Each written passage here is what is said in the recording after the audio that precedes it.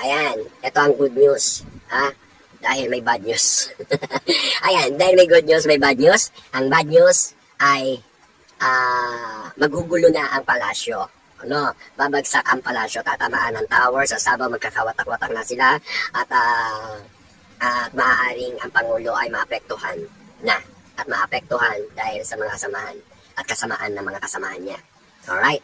Na ang tower ay tinamaan o tinatawag natin ng Malacanang ay kakaroon ng panibagong mga pagbangon o pagbabaka sakali na makalaban pa sila sa laban ng katotohanan dahil sila ay nasa iipit na at nasa kasinungalingan, ang palasyo ay babagsak. Even to say, ang Pangulo ay maaari talagang bumagsak or bumaba.